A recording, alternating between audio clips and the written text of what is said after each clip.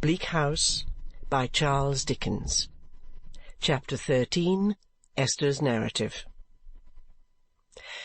We held many consultations about what Richard was to be, first without Mr. Jarndyce, as he had requested, and afterwards with him. But it was a long time before we seemed to make progress. Richard said he was ready for anything. When Mr. Jarndyce doubted whether he might not already be too old to enter the navy, Richard said he had thought of that, and perhaps he was. When Mr. Jarndyce asked him what he thought of the army, Richard said he had thought of that too, and it wasn't a bad idea. When Mr. Jarndyce advised him to try and decide within himself whether his old preference for the sea was an ordinary boyish inclination or a strong impulse, Richard answered, well, he really had tried very often, and he couldn't make out. "How much of this indecision of character," Mr. Jarndyce said to me, "is chargeable on that incomprehensible heap of uncertainty and procrastination on which he has been thrown from his birth, I don't pretend to say. But that Chancery, among its other sins, is responsible for some of it, I can plainly see. It has engendered or confirmed in him a habit of putting off, and trusting to this, that, and the other chance without knowing what chance, and dismissing everything as unsettled, uncertain, and confused. The character of much older and steadier people may be even changed by the circumstances surrounding them. It would be too much to expect that a boy's, in its formation, should be the subject of such influences and escape them." I felt this to be true, though if I may venture to mention what I thought besides, I thought it much to be regretted that Richard's education had not counteracted those influences or directed his character. He had been 8 years at a public school, and had learnt, I understood, to make Latin verses of several sorts in the most admirable manner. But I never heard that it had been anybody's business to find out what his natural bent was, or where his failings lay, or to adapt any kind of knowledge to him. He had been adapted to the verses, and had learnt the art of making them to such perfection that if he had remained at school until he was of age, I suppose he could only have gone on making them over and over again, unless he had enlarged his education by forgetting how to do it. Still, although I had no doubt that they were very beautiful and very improving and very sufficient for a great many purposes of life, and always remembered all through life, I did doubt whether Richard would not have profited by some one studying him a little instead of his studying them quite so much. To be sure, I knew nothing of the subject, and do not even now know whether the young gentlemen of classic Rome or Greece made verses to the same extent, or whether the young gentlemen of any country ever did. "I haven't the least idea," said Richard, musing. "What I had better be, except that I am quite sure I don't want to go into the church. It's a toss-up." "You have no inclination in Mr. Kenge's way?" suggested Mr. Jarndyce. "I don't know that, sir," replied Richard. "I'm fond of boating. Articled clerks do a good deal on the water. It's a capital profession." "A surgeon?" suggested Mr. Jarndyce. "That's the thing, sir," cried Richard. I doubt if he had ever once thought of it before. "That's the thing, sir," repeated Richard with the greatest enthusiasm. "We have got it at last. M.R.C.S." He was not to be laughed out of it, though he laughed at it heartily. He said he had chosen his profession, and the more he thought of it, the more he felt that his destiny was clear. The art of healing was the art of all others for him. Mistrusting that he only came to this conclusion because, having never had much chance of finding out for himself what he was fitted for, and having never been guided to the discovery, he was taken by the newest idea and was glad to get rid of the trouble of consideration. I wondered whether the Latin verses often ended in this, or whether Richard's was a solitary case. Mr. Jarndyce took great pains to talk with him seriously and to put it to his good sense not to deceive himself in so important a matter. Richard was a little grave after these interviews, but invariably told Ada and me that it was all right, and then began to talk about something else. "By heaven!" cried Mr. Boythorn, who interested himself strongly in the subject, though I need not say that, for he could do nothing weakly. "I rejoice to find a young gentleman of spirit and gallantry devoting himself to that noble profession. The more the spirit there is in it, the better for mankind, and the worse for those mercenary taskmasters and low tricksters who delight in putting that illustrious art at a disadvantage in the world. By all that's base and despicable," cried Mr. Boythorn, "the treatment of surgeons aboard ship is such that I would submit the legs, both legs, of every member of the Admiralty Board to a compound fracture, and render it a transportable offence in any qualified practitioner to set them, if the system were not wholly changed in 48 hours." "Wouldn't you give them a week?" asked Mr. Jarndyce. "No," cried Mr. Boythorn firmly, "not on any consideration. 48 hours. As to corporations, parishes, vestry boards, and similar gatherings of jolter-headed clods, who assemble to exchange such speeches that, by heaven, they ought to be worked in quicksilver mines for the short remainder of their miserable existence, if it were only to prevent their detestable English from contaminating a language spoken in the presence of the sun. As to those fellows who meanly take advantage of the ardour of gentlemen in the pursuit of knowledge to recompense the inestimable services of the best years of their lives, their long study, and their expensive education, with pittances too small for the acceptance of clerks, I would have the necks of every one of them wrung, and their skulls arranged in Surgeons' Hall for the contemplation of the whole profession, in order that its younger members might understand, from actual measurement in early life, how thick skulls may become." He wound up this vehement declaration by looking round upon us with a most agreeable smile and suddenly thundering,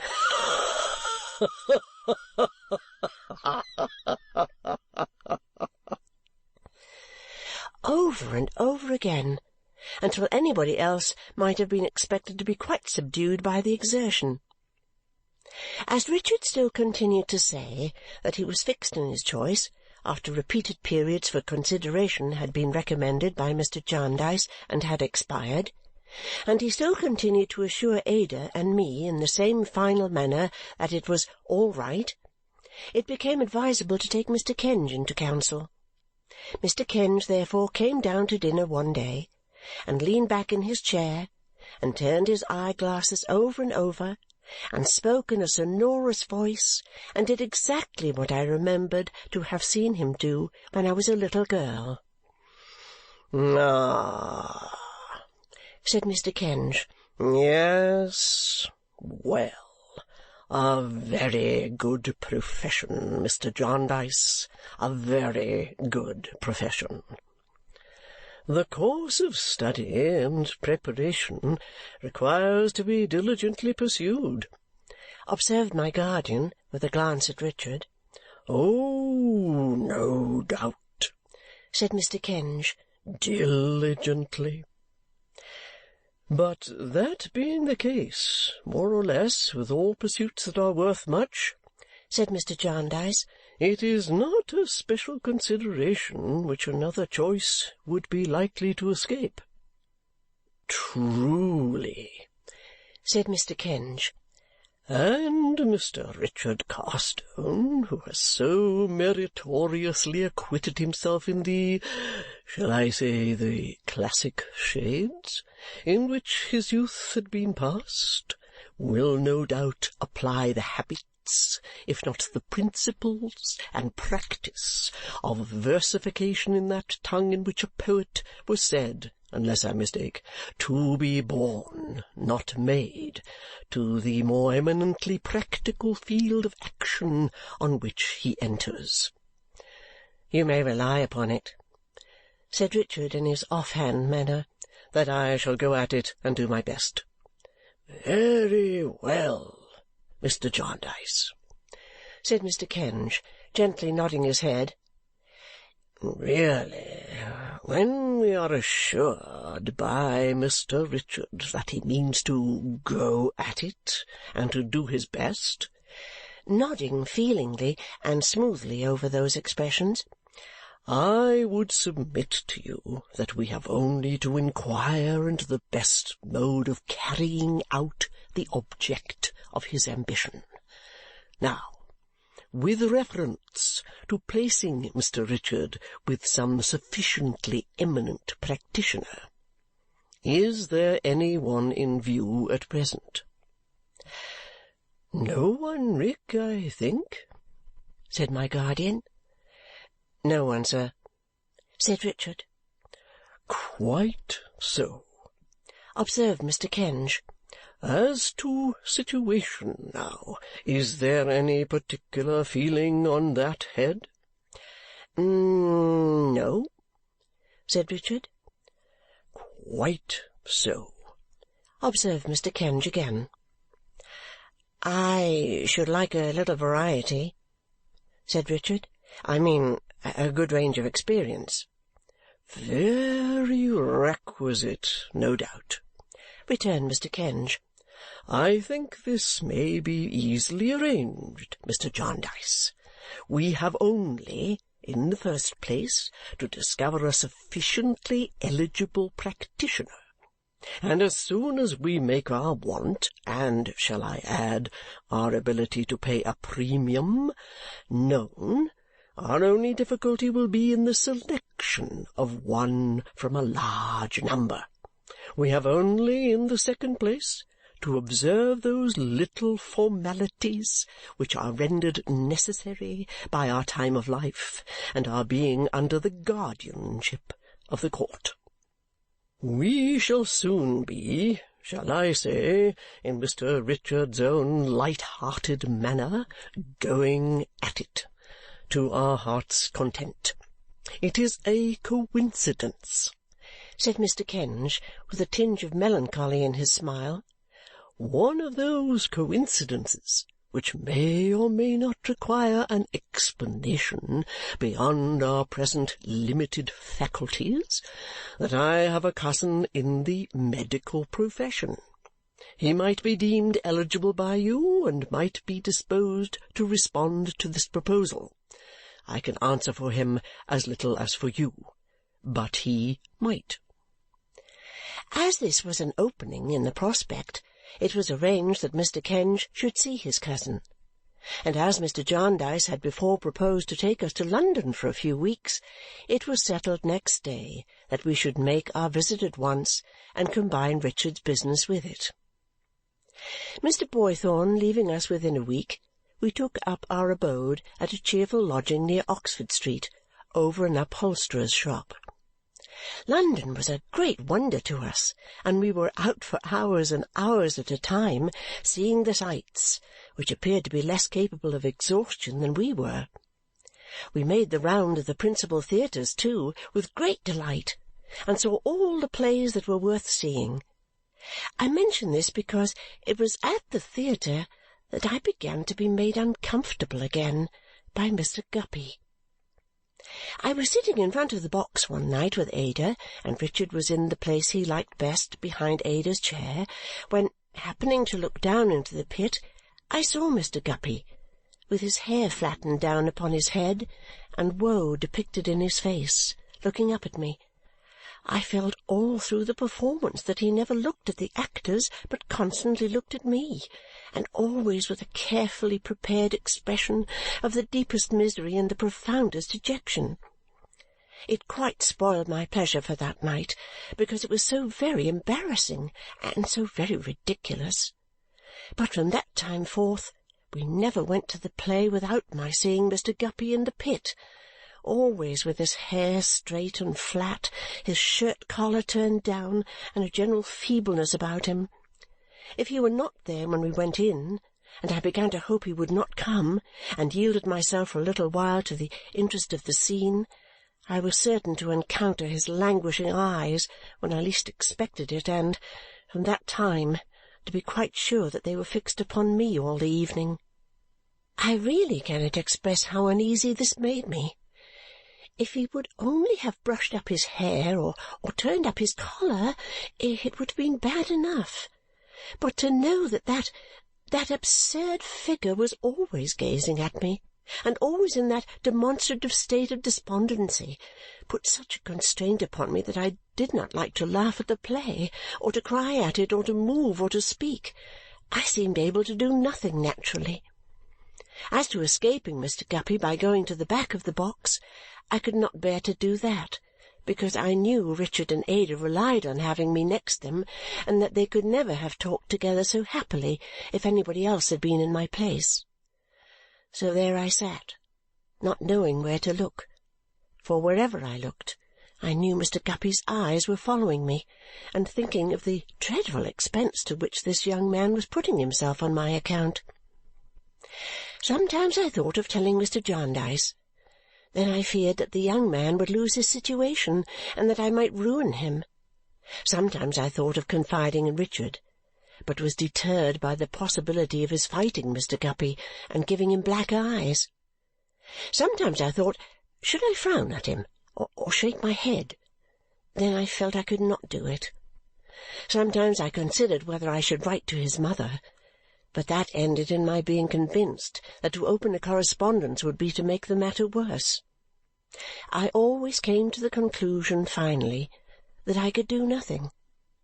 Mr. Guppy's perseverance all this time not only produced him regularly at any theatre to which we went, but caused him to appear in the crowd as we were coming out, and even to get up behind our fly, where I am sure I saw him 2 or 3 times, struggling among the most dreadful spikes. After we got home, he haunted a post opposite our house. The upholsterer's where we lodged being at the corner of 2 streets, and my bedroom window being opposite the post, I was afraid to go near the window when I went upstairs, lest I should see him, as I did one moonlight night, leaning against the post and evidently catching cold.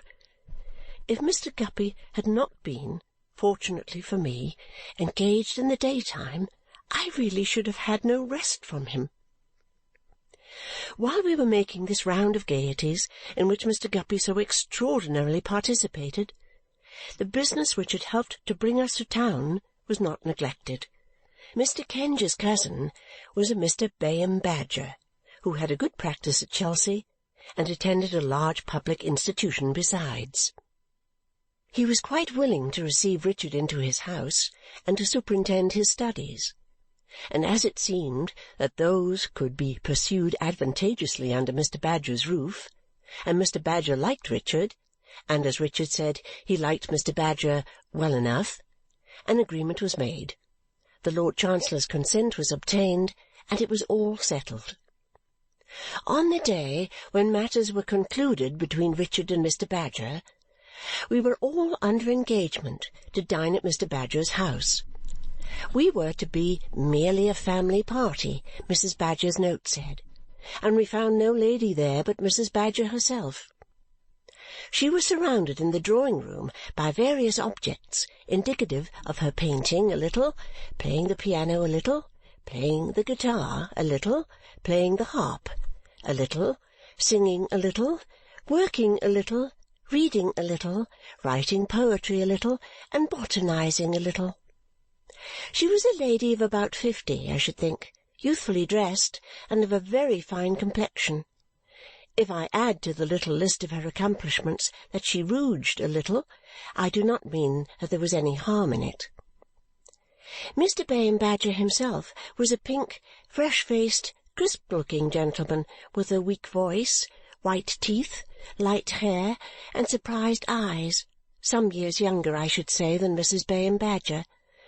He admired her exceedingly, but principally, and to begin with, on the curious ground, as it seemed to us, of her having had 3 husbands. We had barely taken our seats when he said to Mr. Jarndyce, quite triumphantly, "You would hardly suppose that I am Mrs. Bayham Badger's third?" "Indeed?" said Mr. Jarndyce. "Her third?" said Mr. Badger. "Mrs. Bayham Badger has not the appearance, Miss Summerson, of a lady who has had 2 former husbands?" I said, "Not at all." "And most remarkable men," said Mr. Badger in a tone of confidence. "Captain Swosser, of the Royal Navy, who was Mrs. Badger's first husband, was a very distinguished officer indeed. The name of Professor Dingo, my immediate predecessor, is one of European reputation." Mrs. Badger overheard him and smiled. "Yes, my dear," Mr. Badger replied to the smile. "I was observing to Mr. Jarndyce and Miss Summerson that you had had 2 former husbands, both very distinguished men, and they found it, as people generally do, difficult to believe." "I was barely 20," said Mrs. Badger, "when I married Captain Swosser of the Royal Navy. I was in the Mediterranean with him. I am quite a sailor. On the 12th anniversary of my wedding day I became the wife of Professor Dingo." "Of European reputation," added Mr. Badger in an undertone. "And when Mr. Badger and myself were married," pursued Mrs. Badger, "we were married on the same day of the year. I had become attached to the day." "So that Mrs. Badger has been married to 3 husbands, 2 of them highly distinguished men," said Mr. Badger, summing up the facts, "and each time upon the 21st of March at 11 in the forenoon." We all expressed our admiration. "But for Mr. Badger's modesty," said Mr. Jarndyce, "I would take leave to correct him and say 3 distinguished men." "Thank you, Mr. Jarndyce. What I always tell him," observed Mrs. Badger. "And, my dear," said Mr. Badger, "what do I always tell you? That without any affectation of disparaging such professional distinction as I may have attained, which our friend Mr. Carstone will have many opportunities of estimating, I am not so weak, no, really," said Mr. Badger to us generally, "so unreasonable as to put my reputation on the same footing with such first-rate men as Captain Swosser and Professor Dingo. Perhaps you may be interested, Mr. Jarndyce," continued Mr. Bayham Badger, leading the way into the next drawing-room, "in this portrait of Captain Swosser. It was taken on his return home from the African station, where he had suffered from the fever of the country. Mrs. Badger considers it too yellow, but it's a very fine head, a very fine head." We all echoed, "A very fine head." "I feel, when I look at it," said Mr. Badger, "that's a man I should like to have seen. It strikingly bespeaks the first-class man that Captain Swosser preeminently was. On the other side, Professor Dingo. I knew him well, attended him in his last illness, a speaking likeness. Over the piano, Mrs. Bayham Badger when Mrs. Swosser. Over the sofa, Mrs. Bayham Badger when Mrs. Dingo. Of Mrs. Bayham Badger in essay, I possess the original and have no copy." Dinner was now announced, and we went downstairs.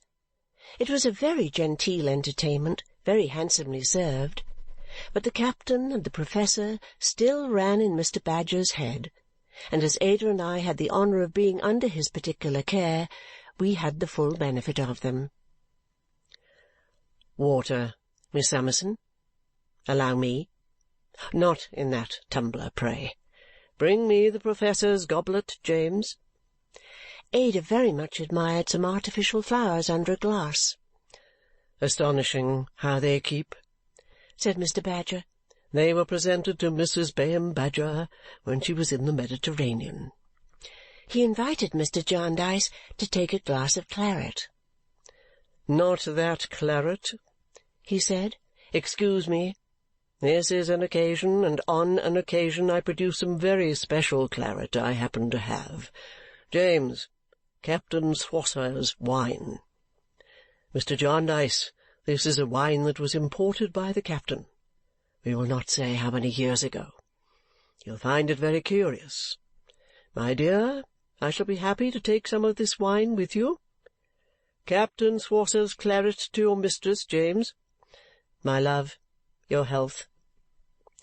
After dinner, when we ladies retired, we took Mrs. Badger's first and second husband with us.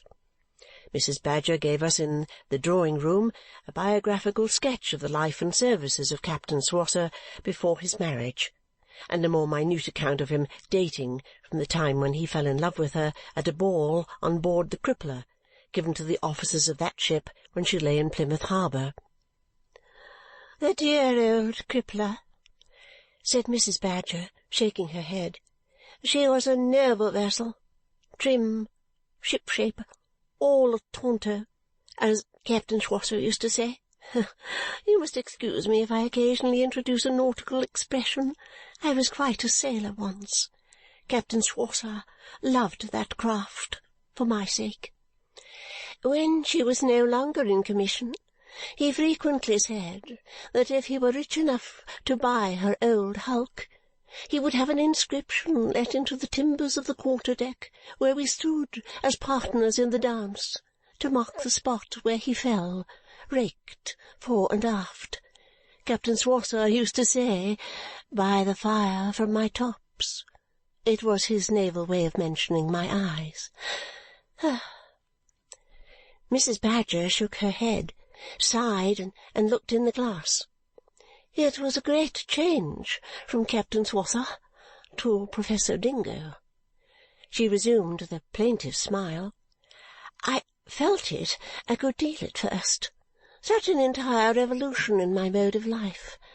But custom, combined with science, particularly science, inured me to it. Being the Professor's sole companion in his botanical excursions, I almost forgot that I had ever been afloat, and became quite learned.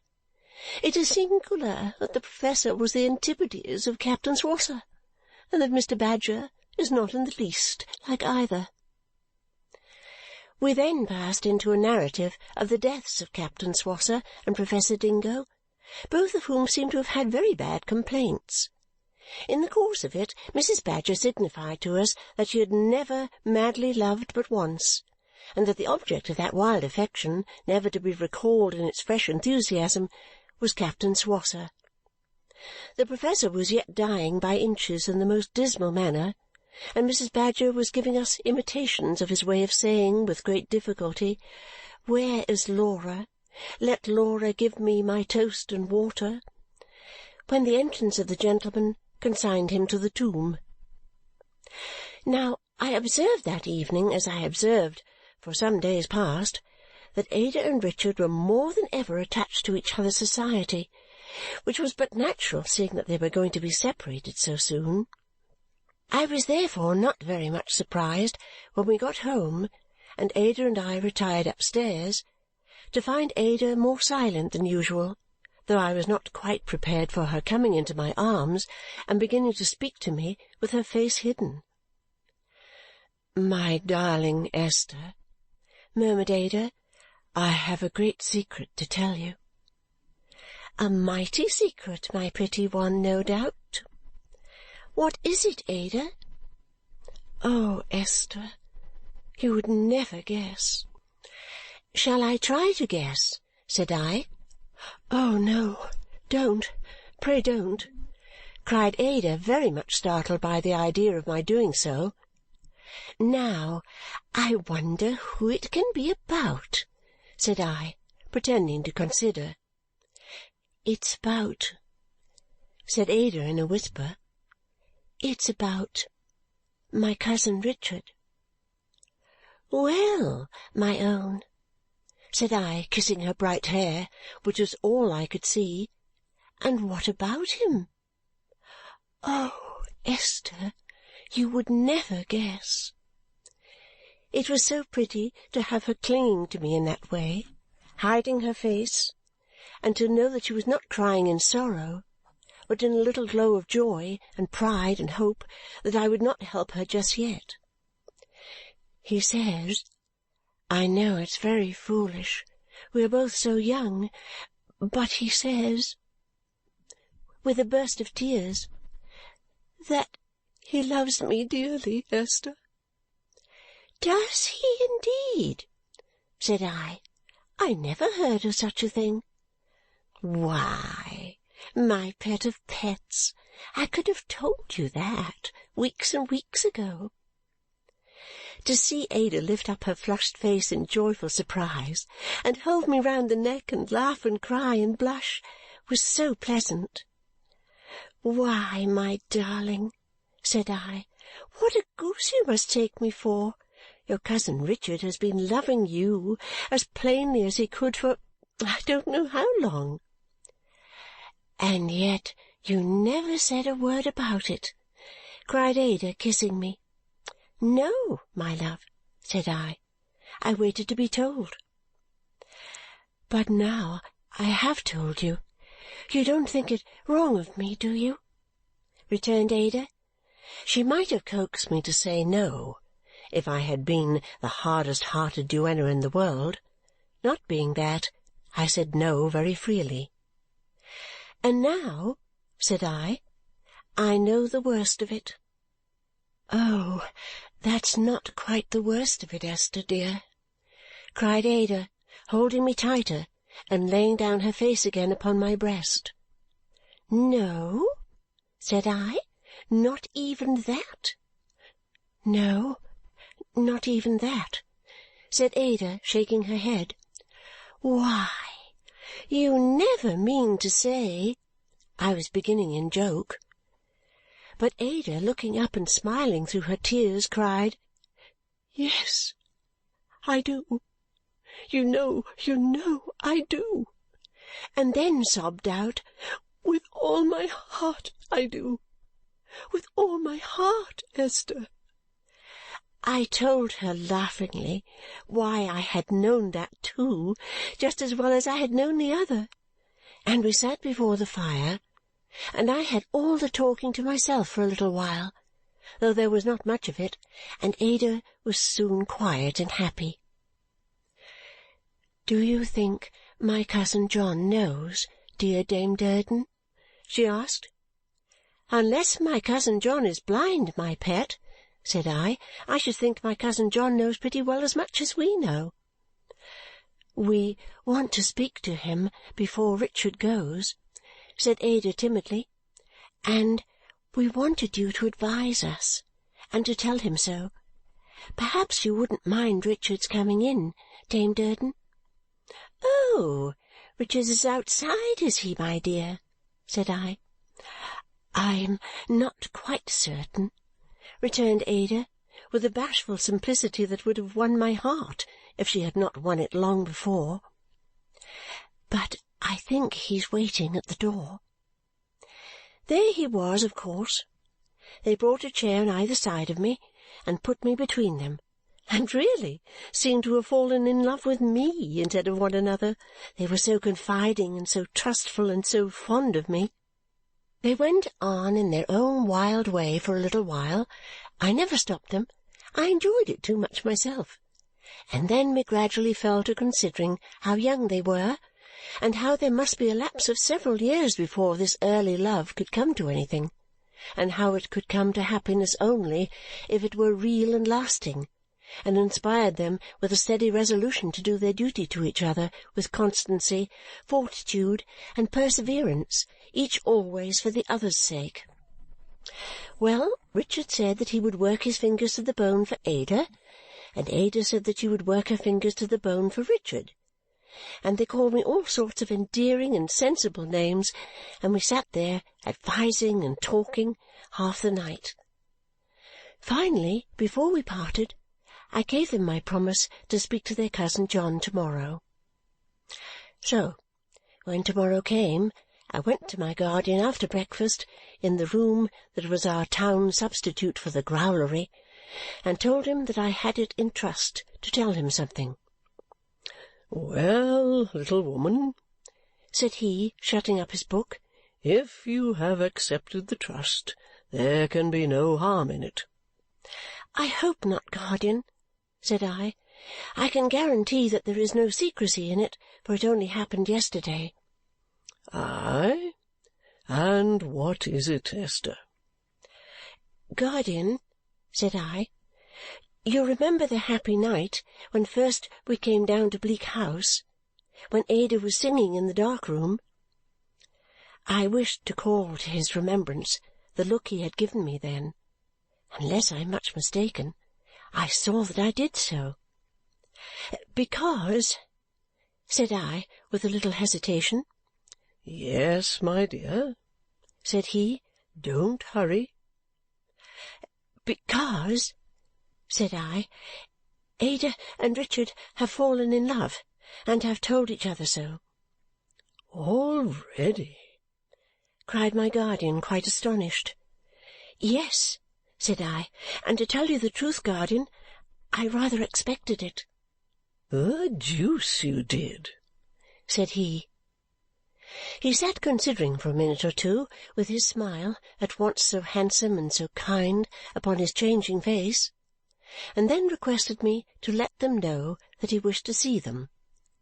When they came, he encircled Ada with one arm in his fatherly way and addressed himself to Richard with a cheerful gravity. "Rick," said Mr. Jarndyce, "I am glad to have won your confidence. I hope to preserve it.